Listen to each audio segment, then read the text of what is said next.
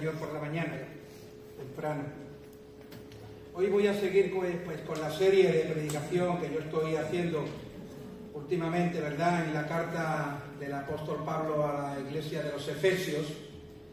Y me gustaría que vinieseis conmigo al capítulo 4.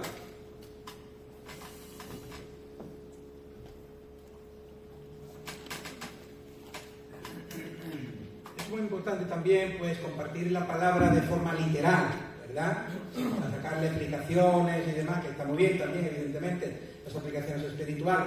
Pero lo que el apóstol Pablo dice concretamente aquí es lo que estamos viniendo haciendo desde este lugar, desde el púlpito. Yo quiero hacer pues un breve recorrido. En el capítulo 1 estábamos hablando del origen de la iglesia.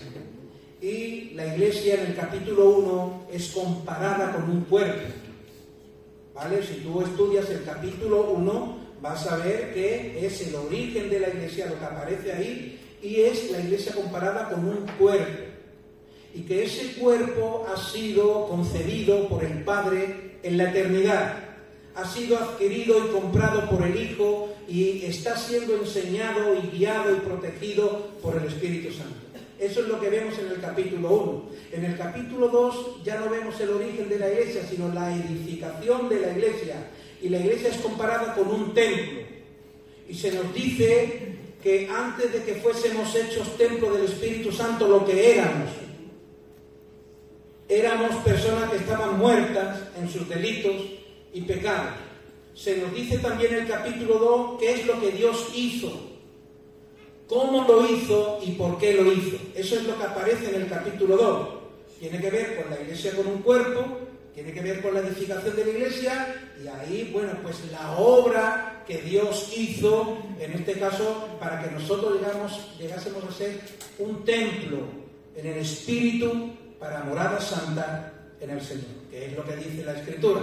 En el capítulo 3 ya habla de la función de la iglesia. Ya no es el origen y la edificación, sino la función de la iglesia. Y en el capítulo 3, 4, 5 y 6 ya tiene que ver con la función de la iglesia. Ya no es otra cosa que venga después del origen, la edificación y la función, sino que ya los 3 capítulos que nos quedan siguen comparándose con una figura, pero ya habla de la función de la iglesia. Entonces hoy, en el capítulo 3, la iglesia era comparada, habla de la función de la iglesia, y la iglesia era comparada con un misterio. Estuvimos viendo el qué de este misterio, el cuándo de este misterio, el quién de este misterio y el por qué de este misterio. Estuvimos viendo eso, ¿recordáis, no? A lo mejor, si no se recuerda, tenemos un canal de YouTube donde están todas las predicaciones. Si no has tenido la oportunidad de seguir el hilo o la secuencia hilada de este tipo de predicaciones, de estos 6 capítulos, ¿verdad?, donde la iglesia se compara con una... Bueno, ahí está. Gracias al Señor de nuestro hermano Antonio, pues tenemos ahí un canal de YouTube que están todas las predicaciones y todas las cosas que hacemos, ¿de acuerdo? A partir de hoy ya no salimos como los teleñecos, que nada más que se nos ve la cabeza, porque he puesto esto. Porque veo el YouTube de cualquier iglesia predicador, se ve el predicador con espacio, se ve el pantalón, veo aquí, parece que los teleñecos nada más que se nos ve la cabeza, a los que son más cortitos. A los que son más larguitos se les ve también voy a decirlo en andaluz, el pescuezo. El cuello. Muy bien. El gozo del Señor es nuestra fuerza, ¿no? Este gozo es nuestra fuerza, hermano. El gozo que viene de Dios. Bendito sea el Señor. Hoy la iglesia es comparada con un hombre nuevo. Capítulo 4. Seguimos hablando de la función de la iglesia, pero se compara con un hombre nuevo. Capítulo 4, versículo 24, creo que es. Estamos ahí, ¿verdad? En la carta a los Efesios.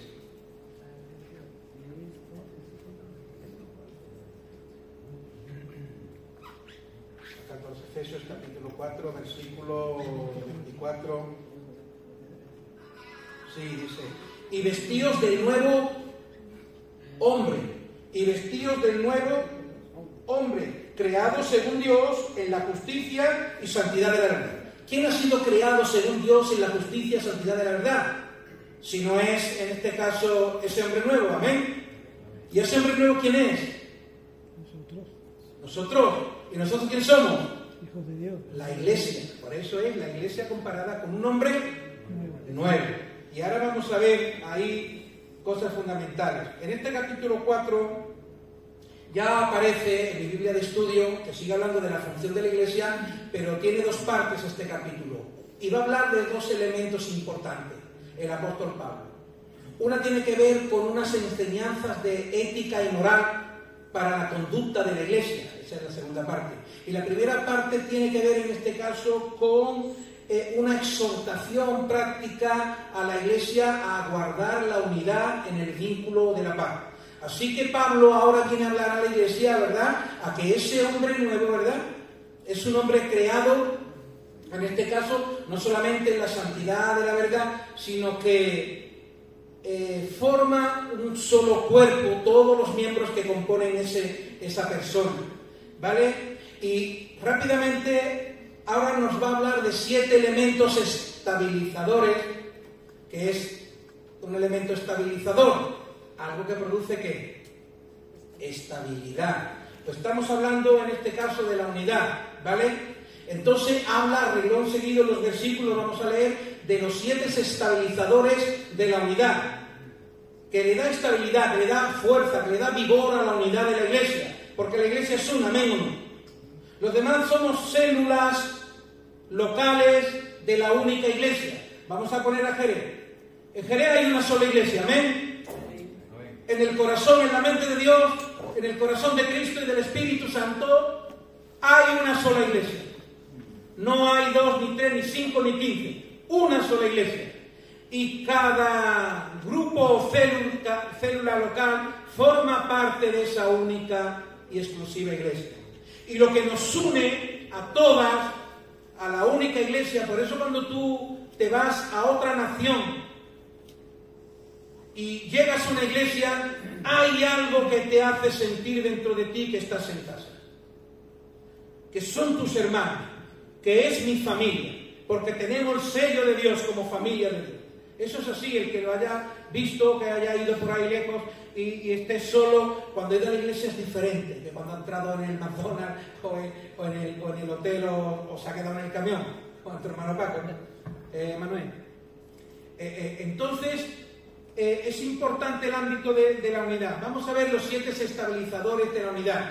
Y al renglón siguiente lo va a decir, yo te lo digo y ya lo leemos. El apóstol Pablo quiere hablarle a la iglesia de la unidad, de la importancia de la unidad, porque sin unidad es imposible llevar a cabo la obra que Dios ha encomendado a la iglesia.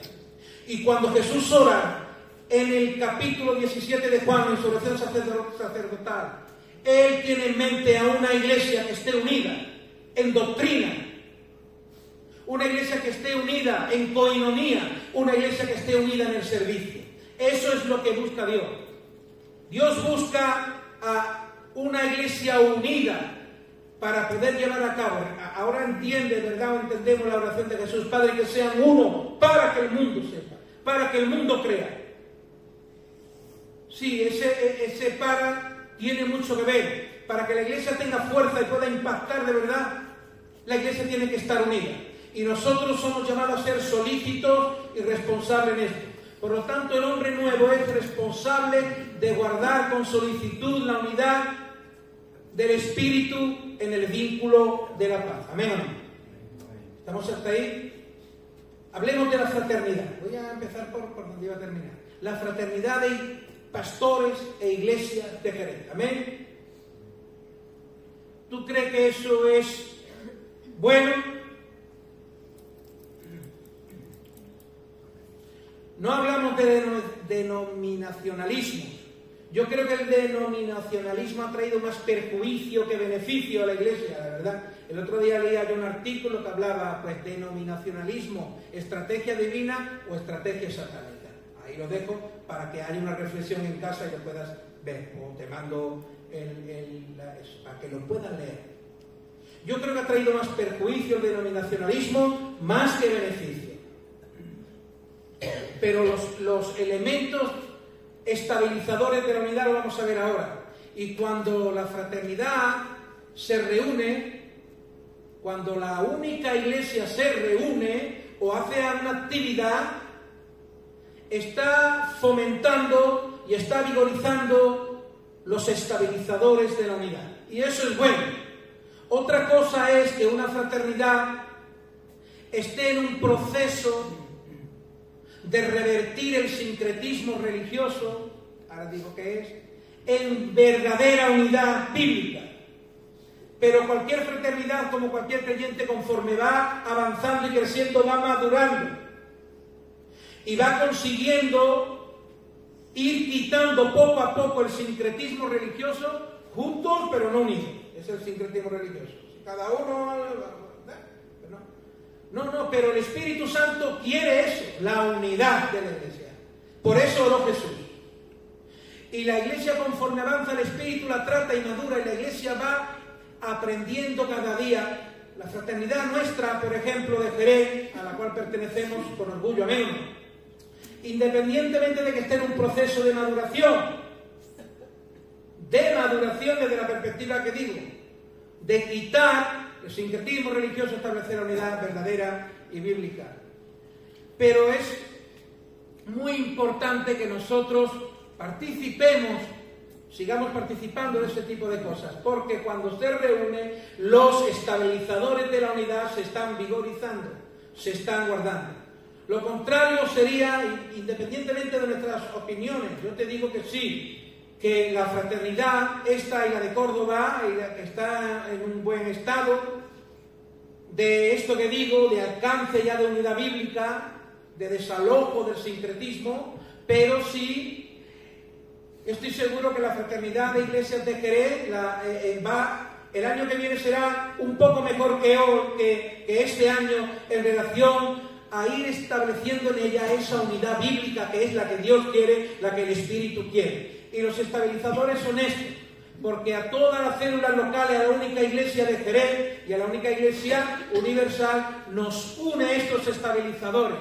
Nos une que todos somos miembros de un mismo cuerpo, que todos tenemos un mismo espíritu, que todos tenemos una misma esperanza, que todos tenemos una misma fe, que todos tenemos un mismo bautismo, que todos tenemos un mismo Señor y que todos tenemos un mismo Dios. Alabado sea el Señor, amén o no. Y todo lo que sea vigorizar los estabilizadores de la unidad es bueno. La iglesia es imperfecta y la tiene que tratar Dios, pero qué bueno es que Dios trate a la iglesia desde la perspectiva de fraternidad para su gloria bendita, amén, porque eso es bueno. Hasta ahora yo no he querido acercarme pues por opiniones propias y demás, pero Dios te hace ver. El domingo estuve yo por primera vez. Eso lo quiere Dios. Yo puedo tener mi opinión y tú puedes tener tu opinión, pero eso lo quiere Dios. Y cuando eso sucede en Jerez, la iglesia de Jerez se está vigorizando porque está potenciando los estabilizadores de la unidad. ¿Amén o no? Ahora Dios tiene que tratar, evidentemente, a ese hombre nuevo, pero habla. Jesucristo quería una iglesia unida doctrinalmente. No quería, en este caso, que la iglesia se fuese por doctrinas o denominaciones, ¿verdad?, que la dividieran, porque entonces el mundo no iba a conocer. Quería una iglesia unida en la coinonía, en el espíritu de familia, porque somos familia, ¿amén o no? Amén. Tenemos un mismo Padre, queramos o no estar enfadado con el hermano, o cuando tú estás enfadado con tu hermano o tu hermana, deja de tener al mismo Padre. Tenemos al mismo Padre. Nos unen los estabilizadores. Nos unen los estabilizadores. Y nosotros tenemos que abrazar eso. Yo disfruté el otro día y lloré de ver a la iglesia junta, de ver hermanos también que hacía tiempo que no veía, pero evidentemente yo ya estaba estudiando esto. Esto es, Señor, es obra tuya. Nosotros no visionamos bien. Tú quieres esto. Esto es estabilizar. Cuando vi el otro día Asamblea Cristiana hablando con Cookie en un programa allá, intentando también hacer, digamos, restaurar relaciones, el Espíritu se está moviendo en la iglesia de Jerez, ¿amén o no? Amén. Se está moviendo. Y en cada célula local Dios se está moviendo de una manera, con programas, con estrategias, y eso es bueno, hermano. Yo creo que en los próximos años la iglesia de Jerez vamos a tener un desarrollo bueno para la gloria del Señor, amén. Lo quiero creer y quiero también formar parte de eso. Pero que el Señor nos dé luz. Porque hoy vamos a hablar también de la ética y moral en cuanto a ese hombre nuevo y su disposición. Vamos a ver su caminar, vamos a ver sus palabras, vamos a ver en este caso también sus obras, vamos a ver también su lengua y vamos también a ver su carácter, que es lo que trata la carta en la segunda parte. La primera tiene unidad, por lo tanto fomentemos la unidad. Cuando se establece también ese espíritu de familia, esa unidad familiar, es bueno tener relaciones fraternales con los miembros de tu propia congregación, pero también es bueno confraternizar con hermanos de otras congregaciones o de otras células locales. Amén. Y también ayer tuvimos la oportunidad de hacer eso. Ayer fue un día magnífico. La palabra es buena, magnífico. Hacía tiempo el Señor lo hizo. El Señor sabe todas las cosas. El que no pudo estar ya lo conoce, pero el que pudo estar y se lo perdió fue completamente engañado por Satanás, para que su vida no fuera edificada. Y eso es la verdad. El renuevo vino a nuestras vidas, y los hermanos pueden dar testimonio también. Y estuvimos almorzando juntos, ya lo habréis visto por el Facebook. Si hacemos y aparecemos en los momentos, eso también es fomentar los estabilizadores. Cuando participamos en este tipo de cosas también. Allí hubo 5 iglesias, ¿verdad? Hubo Asamblea Cristiana, tuvo Asamblea de Dios, me parece, también hubo algún representante, estuvimos nosotros, estuvo Asamblea Cristiana de Arcos, estuvo, no sé... Odres Nuevo, Odres Nuevo. Eso lo está haciendo Dios, tú vas a creer que no, eso lo está haciendo Dios. Y fue para un tema muy importante que nos está dando y que tal vez sea el revulsivo. Gracias al Señor y a nuestro hermano Antonio con su trabajo de muchos años. Ahí lo tiene, un ministerio que Dios le ha dado y que la iglesia le ha reconocido para la gloria de Dios. Y al hermano que viene de fuera y su esposa de Málaga. Entonces vamos a tener un congreso anual, amén o no. ¿No, Antonio? ¿O 2? 3 o 4. Y vamos poquito a poco mejor. Muchos congresos al año o ya... No, pero 1 o 2 está muy bien. Está muy bien, hermano.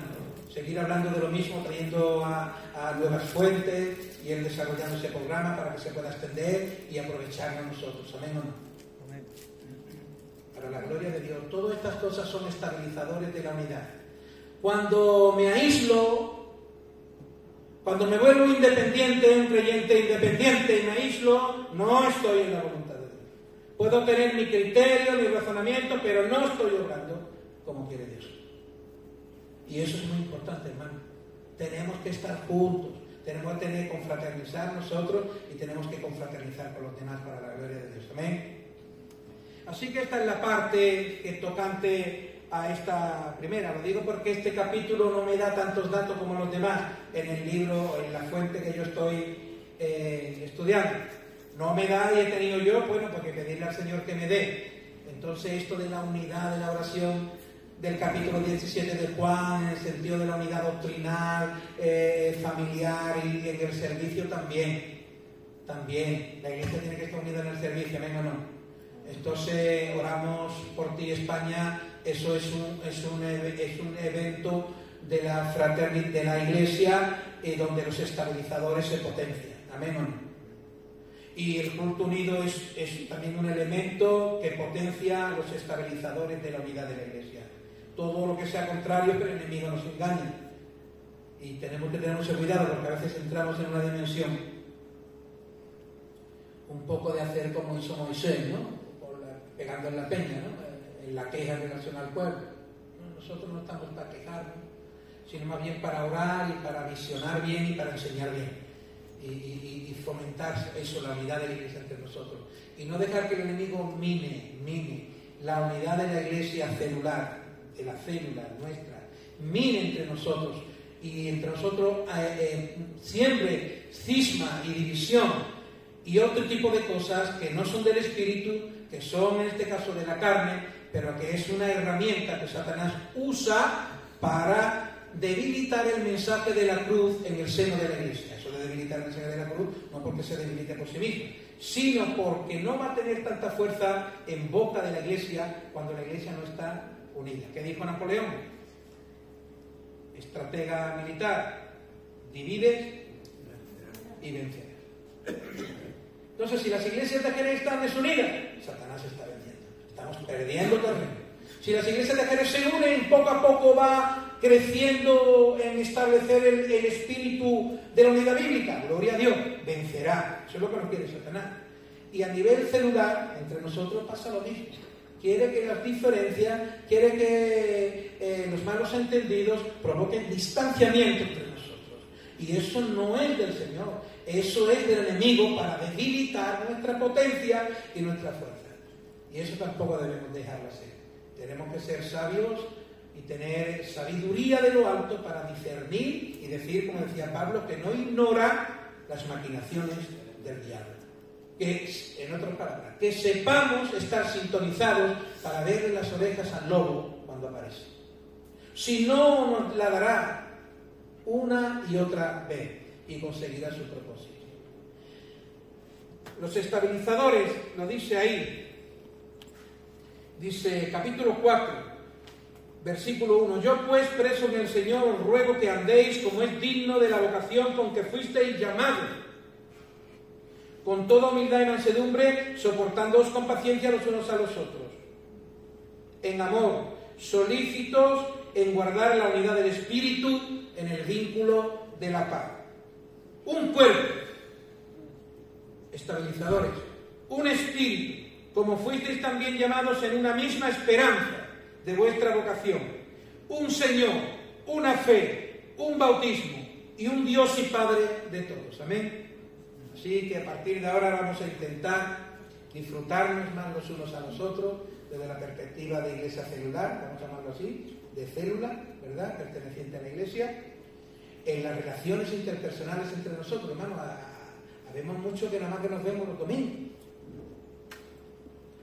Cuando Cristo ora, busca la unión doctrinal, busca la unión familiar y busca la unión en el servicio. Si la iglesia, cuando el cuerpo se mueve, cuando mi cuerpo se mueve, no se mueven solo las piernas.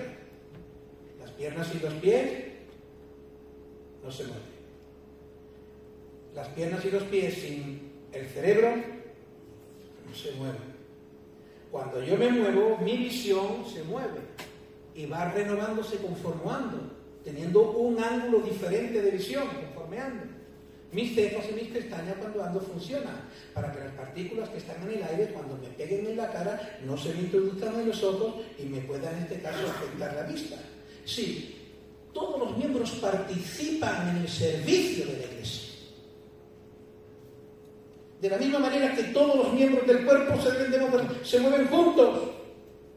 Amén. Y cuando una iglesia trabaja a través de estrategias y de cosas, todos los miembros tienen que ser participantes. Recuerda que en esto que digo, hay una participación colectiva como iglesia, pero hay también, el apóstol Pablo lo deja caer más adelante, una participación particular dentro del cuerpo, donde todos los miembros del cuerpo han de ser funcionales. Amén o no. Por lo tanto, si una iglesia tiene estrategia, tiene cosas, se debe de apoyar, hermano. Tenemos que entrar en eso. Hemos vuelto de nuevo a Federico Magno, a insistir a no dejar que el enemigo gane.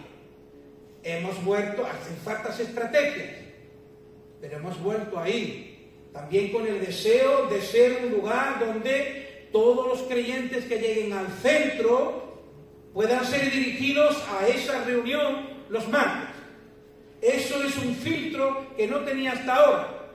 Pero ahora todo creyente que llegue al centro rápidamente va a tener una asistencia y rápidamente va a tener un lugar donde reunirse para la gloria de Dios. Los hermanos lo saben. Yo les pregunté si era creyente y me dijeron que sí. Y a partir de ahora pues ya lo estoy agobiando. Todos los martes, todos los viernes, ya lo único que queda es algún sabadito de casa de paz en el puerto, a la piscina, ¿no? Pero bueno, ahí estamos, hermanos. Así que hay que apoyar, hermanos. Simplemente en los lugares estos estratégicos hace falta estrategia de alcance. Pero vamos a rogar a Dios que nos dé las estrategias para alcanzar a las personas que tienen necesidad. Y no que tenemos otras cosas. Es importante la capacitación que Dios también está queriendo dar ahora. Con el tema de capacitar para evangelizar. para que el evangelismo, para que la obra social funcione, sea funcional. Esas dos herramientas tienen que funcionar. Yo no sé cómo la pondremos a eso. Ahora como iglesia también tenemos pues un sitio nuevo donde vamos a hacer la iglesia para nosotros. Amén. Una iglesia donde ya no será un tabernáculo de alquiler, sino un sitio propio. Mañana empezamos la obra de rehabilitación del lugar, para la gloria de Dios. Todavía hay carros, cepillos bastos, si no Pinteño nos alquila. Así que nada, con ánimo hermanos a trabajar para la gloria de Dios. Antonio me ha metido a mí en esto, mañana vamos los dos, pero hará falta con el tiempo. Luego ya cuando esté limpio pues contratará cuadrilla y subirá a esa, ahí nos vamos nosotros. Pero ahora tenemos el gozo de ver el sitio, de decir tú esto es... A mí cuando me dieron mi casa, yo llamaron a unos pocos para ir allí a poner los tochos, para poner en el terreno, en el círculo, y yo no me lo creía. Aquí voy a hacer yo mi casa. Y está poniendo los tochos, ¿no? Pues igual, pues cuando estaban usando los cimientos del templo de Jerusalén y empezaron a edificarlo, ¿cómo estaban ellos? ¿Verdad? Pues así tenemos que estar. Tenemos que tener perspectivas como iglesia, hermano, y como iglesia y como célula local, para la gloria del Señor. Así que la responsabilidad del hombre nuevo en relación a la unidad. Tenemos que ser solícitos en buscar la unidad, en guardar la unidad del Espíritu en el vínculo de la paz. Amén. Y ahora la otra parte, y con esto ya voy a terminar, tiene que ver con una serie de normas de la iglesia. Ahora tiene que ver con el hombre nuevo y su disposición. El hombre nuevo y su disposición. Y aquí sí que me gustaría pedir que no pienses en el otro. Por favor. Piensa exclusivamente en ti. Piensa exclusivamente en ti. En dónde tú tienes que arreglar, o en dónde tú tienes que restaurar, o en dónde tú tienes que renovar. Y dice ahí el nuevo hombre y su disposición, su caminar. El caminar del nuevo hombre, eso aparece aquí desde el versículo 17 hasta el 32, del capítulo 4. ¿Vale? Lo que hemos visto de la unidad aparece desde el versículo 1 hasta el 16. Hemos hablado de la unidad. Y ahora aparece aquí, pues, una serie de normas éticas y morales. Todos sabemos que la ética y la moral son dos cosas diferentes. La moral tiene que ver con el comportamiento de la persona. La ética tiene que ver con las leyes que regulan ese comportamiento. Entonces, el comportamiento de la persona es importante, pero también las leyes que regulen ese comportamiento. Ética y moral. La ética y moral. Pablo quería hablar esto. Yo no estoy hablando... Es esto literalmente lo que Pablo está hablando aquí. Está hablando ahora que el hombre nuevo debe de conducirse con una ética y una moral diferente a la que antes tenía, evidentemente. Y esto es lo que el apóstol Pablo enseña. Vamos a ver. Vamos a ver primeramente su caminar.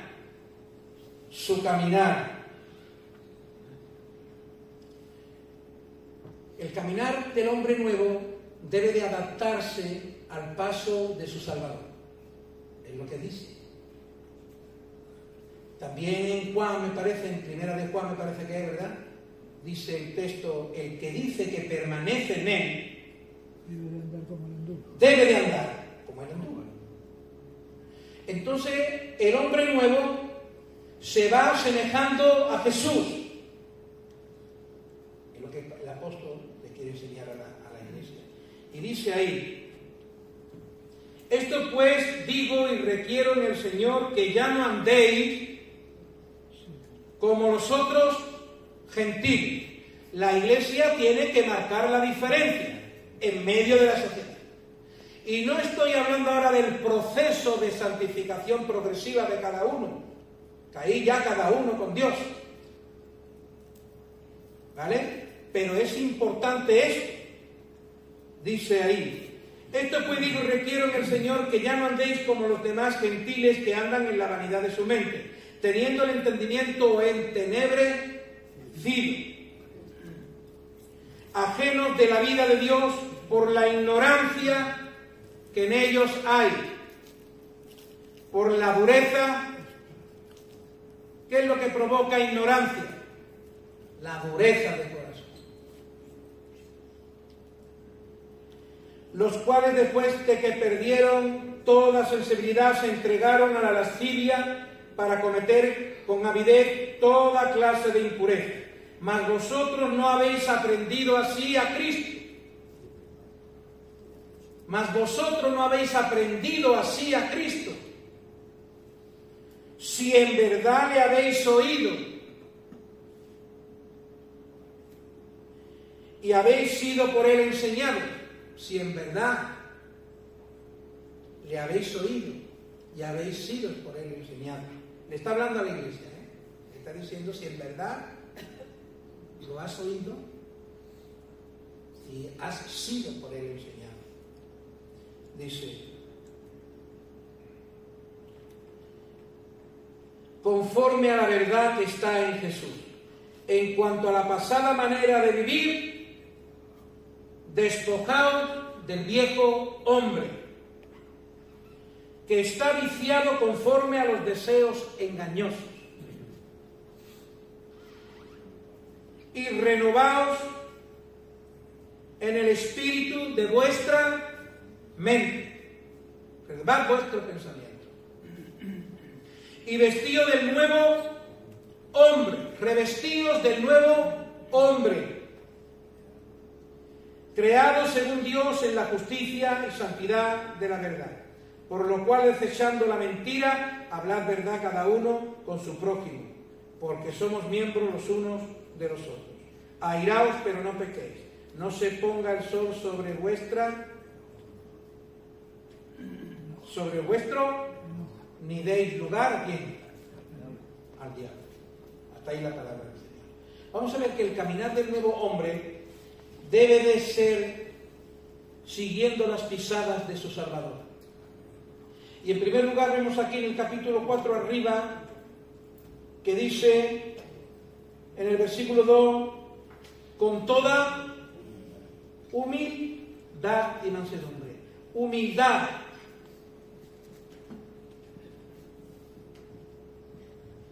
La humildad. Aquí el sentido de la humildad, o la acepción de la humildad, en el capítulo de Mateo donde dice Jesús, aprended de mí, que soy manso y humilde. Ahí la acepción de la humildad no tiene que ver con la humildad que es lo contrario del orgullo. La humildad, según el diccionario, es la virtud, la humildad en la persona, en el hombre nuevo evidentemente, y la persona.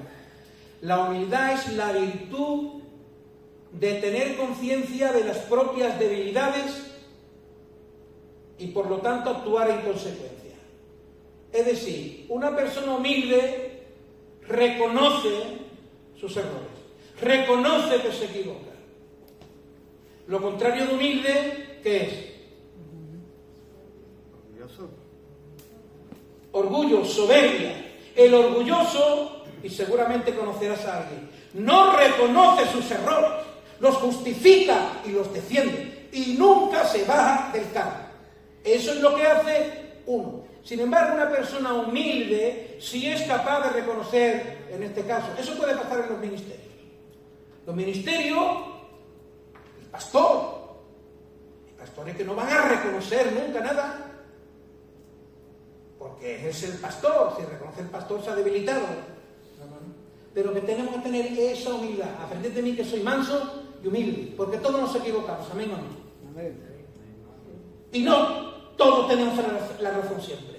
La persona que ahí siempre es el otro y nunca es el otro, esa persona es una persona soberbia, orgullosa, que no reconoce que también se equivoca y que también erra. Y por lo tanto la persona humilde actúa desde esa perspectiva porque tiene conciencia de sus propias debilidades y actúa en función a eso. ¿Vale? Pero no voy a esa humildad. La acepción de humildad aquí, y cuando Pablo dice también en Filipenses, sé tener y no tener, en todo y por todo estoy enseñado, sé vivir humildemente, así como tener mucho, esa acepción de humildad tiene que ver con la capacidad de vivir con poco, con poca cosa. Digamos que el contrario del evangelio de la prosperidad sería el evangelio de la humildad. Entonces la iglesia tiene que ser humilde desde esa perspectiva. Humilde en cuanto a saber vivir con poca cosa. La iglesia tiene que tener eso. Evidentemente el salmista David decía: a la verdad mi corazón no anduvo ¿en qué? A la verdad he acallado mi alma. El comentarista Matthew Henry dice, explicando ese verso, ese versículo, dice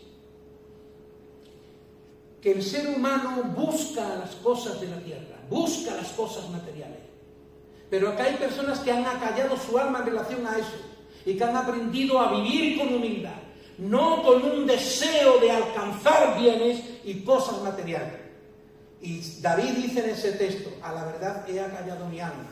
Cuando mi alma ha querido, yo la he acallado. Mi corazón no anduvo en grandezas. Fue humilde. Y esa es la humildad que se habla aquí. La iglesia ha de ser humilde, no ostentadora de las cosas terrenales, sino anhelante de las cosas celestiales, espirituales. Es donde tenemos que tener nuestro corazón. Pero debe seguir las pisadas del Maestro. ¿Acaso Jesús no fue humilde? Él podía haber nacido en un hotel de 5 estrellas de aquel tiempo. ¿Acaso no vino y usó de lo que estoy diciendo para darnos a entender que la humildad es un valor de la iglesia, es un valor del Señor Jesús, es un valor de la iglesia? Esa capacidad de no ostentar las tanto de aquí, porque si ostentamos las cosas de aquí, evidentemente, en Colosenses 3 nos va a decir: si habéis nacido de lo alto, ¿qué? Buscad las cosas de arriba y no las de la tierra, pero categórico además. Y no las de la tierra. Entonces, el Señor sabe que tenemos necesidad y que tenemos que vivir responsablemente en la tierra, ¿verdad? El problema es tener mal establecidas las prioridades. Cuando tenemos mal como cristianos, como iglesia, cuando una iglesia tiene mal establecidas las prioridades y prima más lo terrenal que lo celestial, prima más lo material que lo espiritual, prima más lo temporal que lo eterno, malo. Es una iglesia que no está sintonizada. Eso creo yo que fue lo que le pasó a la iglesia cuando fue el tiempo de la Reforma y usó a Lutero, que la iglesia se había desviado de esa humildad que debía de tener. Y había dejado de mirar lo eterno para poner las cosas en la temporalidad, en este caso de la vida. Así que tenemos que ser humildes, como el Señor nuestro Señor Jesucristo. Amén. Debemos de andar también en paciencia, en tolerancia y en unidad. Eso es en la parte positiva del caminar de la iglesia. En humildad, ya voy a ir ligero, no comparto más, sino simplemente digo. En humildad, en paciencia. Debemos tener paciencia, soportándonos con paciencia los unos a los otros. La paciencia es tolerante, tenemos que ser tolerantes los unos con los otros, no permisivos. Cuando hay que poner punto en la I, se pone. Pero antes de poner el punto en la I hay que ser muy tolerante en las relaciones interpersonales. ¿Amén? Es lo que el Señor dice. No permisivo, porque la permisividad es destructiva. Pero sí tolerante los unos con los otros. En Gálatas lo dice, y en unidad, lo estamos viendo aquí. Y la parte negativa del caminar de la iglesia es que debe de evitar andar como los sensuales. Los sensuales son los que no tienen al Señor, ¿vale? Si antes debía de adaptar su paso al paso del Salvador, en lo positivo, caminar, en su caminar, ahora en lo negativo debe de evitar andar como andan los demás. Sus palabras, las palabras del nuevo hombre. Sus palabras 4:15, dice ahí: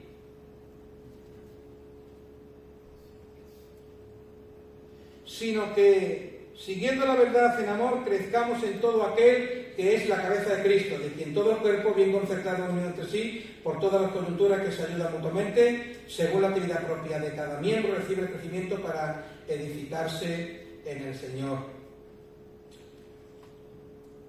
Y el 29, versículo 29, a ver si es aquí, dice: ninguna palabra corrompida, este es el texto, No estamos hablando de la lengua ahora, sino de las conversaciones. Estamos hablando ahora de las palabras, de las conversaciones. Lo que el nuevo hombre ahora debe de hablar siempre tiene que ser para edificación mutua. ¿Amén o no? Amén. Hay que hablar lo que edifica, no hay que hablar lo que no edifica. Esto es lo que dice el apóstol Pablo. Así que en lo negativo no debe de andar como los sensuales. Los sensuales hablan mucho no para edificar, sino para derribar, para destruir, para cosas que son negativas, perjudiciales y malas. Pero el nuevo hombre, la iglesia del Señor, siempre que hablemos, las conversaciones nuestras fallamos, yo el primero, porque cedemos y el enemigo nos engaña, usa nuestra tendencia carnal, nos seduce y nos engaña, evidentemente. ¿Quién no critica? A ver, dime a mí uno aquí que no critica. Si me levanta la mano digo, orgulloso, no reconoce tus errores. Criticamos, hermanos, los unos a los otros. Criticamos a la iglesia del fuera al Señor. ¿Qué le dijo el Señor a Moisés por criticar? ¿Qué le dijo el Señor a Aarón y a María por criticar a su hermano Moisés? Y tenía razón en aquel momento. Lo lepró.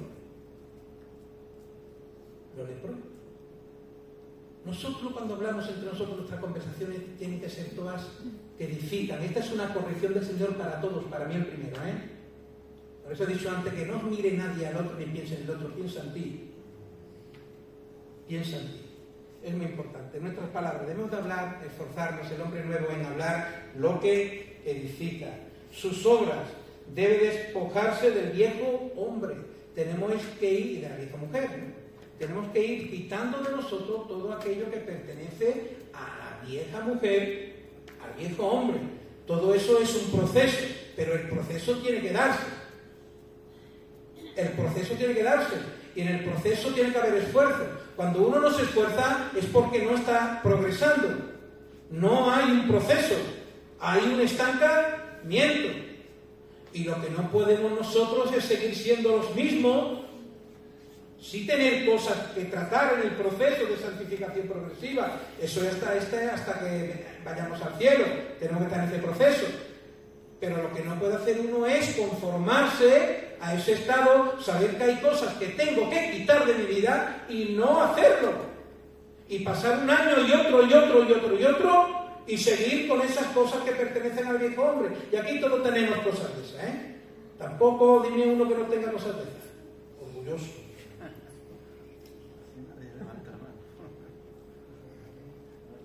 Todos tenemos este tipo de cosas porque tenemos una naturaleza caída, contaminada, que le gusta precisamente eso, darle a la carne. Somos tentados. Por eso dice, bienaventurado el que soporta la tenta. Somos tentados por Satanás a través de nuestra carne a fallar en estas cosas, a que nuestras conversaciones no edifiquen, sino que sean destructivas, a que, no sigo siendo el mismo, no se ha notado un cambio en mi vida. Eso es un estancamiento que hay que quitar. Así que debe, en relación a sus obras, despojarse del viejo hombre y debe de revestirse del nuevo hombre, creado en la justicia y santidad de la verdad. Amén.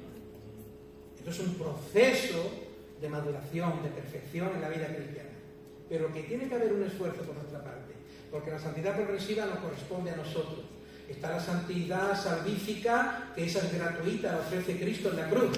Ahí el hombre no tiene que ver, no tiene que esforzarse, ni tú ni yo. En la santidad, Él nos ha santificado para Dios, y ahí solamente Él.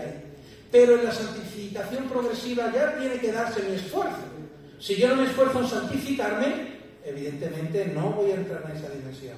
Ese hombre nuevo debe de tener un andar transformado y se debe de notar. Es la única manera de que la iglesia en el mundo pueda, en este caso, hacer algo. Que noten la diferencia en nosotros. Que el Señor nos ayude en esto también. Debe de controlar su lengua. Voy terminando. En Santiago 3, vamos a ver. Un poquito de paciencia, hermano, y ya termino. Recuerda la iglesia comparada con un hombre nuevo. La iglesia comparada con un hombre nuevo. Santiago capítulo 3, versículo del 1 al 6, lo leo. Hermanos míos, no os hagáis maestros muchos de vosotros, sabiendo que recibiréis mayor condenación. Porque todos ofendemos muchas veces, y lo dice claro, que todos. Si alguno no ofende en palabra, este es varón perfecto, capaz también de refrenar todo el cuerpo. He aquí nosotros ponemos freno en la boca de los caballos para que nos obedezcan y dirigimos así todo su cuerpo. Mirad también las naves, aunque con tan grandes y llevadas de impetuosos vientos, son gobernadas con un muy pequeño timón por donde el que las gobierna quiere. Y ahora dice, así también la lengua es un miembro pequeño, en nuestro cuerpo la lengua es un miembro pequeño, ¿verdad? Dice, pero se jacta de grandes cosas. He aquí cuán grande bosque enciende una pequeña llama. Ocurre en un bosque, ¿verdad? Una pequeña llama, cuán grande fuego enciende en el bosque. Y dice ahí, así también la lengua es un miembro pequeño, pero se jacta de grandes cosas. He aquí cuán grande bosque enciende un pequeño fuego. Y la lengua es un fuego, un mundo de maldad. La lengua está puesta en nuestros miembros y contamina todo el cuerpo e inflama la rueda de la creación y ella misma es inflamada por el infierno. Fuerte, ¿no? Así que tenemos que tener mucho cuidado con la lengua porque tiene un poder destructivo. Tiene una capacidad tremenda para destruir y tiene también una capacidad tremenda para bendecir. ¿Amén o no? Y Cristo enseñaba algo parecido del apóstol Pablo. No puede una fuente dar algo amarga y dulce. Y no puede un olivo dar uvas y no puede una vid dar olivas. Así que es muy importante que nosotros cuidemos la ética, la moral de Dios en nuestra vida. También estas enseñanzas que aparecen aquí en el capítulo 4. Y también por último el carácter, debe de controlar su carácter. Airado pero no pequéis, ¿verdad? El carácter tenemos que domarlo, es lo que nos enseña la palabra. Ese otro tiene un carácter muy fuerte, no tiene un carácter fuerte, tiene un temperamento fuerte. El carácter es lo que sí el Señor trata y transforma y cambia nuestro carácter. Y eso es importante, dejar también que el Señor cambie nuestro carácter. Pues hasta aquí el capítulo 4, desglosado desde la perspectiva de un hombre nuevo. Un hombre que en su posición de responsabilidad ha de guardar la unidad, los estabilizadores, y un hombre que en su disposición debe de disponerse en su caminar a seguir los pasos de Jesús. Y también, bueno, como he dicho, ¿no? En sus palabras, en su lengua, en su carácter, en todo esto que tenemos todos nosotros, evidentemente, que tratar de manera esforzarnos. Si no nos esforzamos no habrá cambio. Amén o no. Y eso es muy importante. Estamos aquí precisamente para que el cambio sea integral, no un cambio simplemente de infierno a cielo o de tinieblas a luz, sino un cambio general también en nuestra moralidad, en la moral y en la ética que tiene que tener la Iglesia en relación al Señor. Amén. Para que este mundo se convierta al Señor y nuestro testimonio sea fiable. Que el Señor me ayude. Ora por mí, mi hermano, y yo oraré por ti. Amén. Para la gloria de Dios. Pues nos ponemos de pie y vamos a orar al Señor. Bendito sea tu nombre. Un par de hermanos que oren en relación y ahora pasamos la ofrenda del Señor.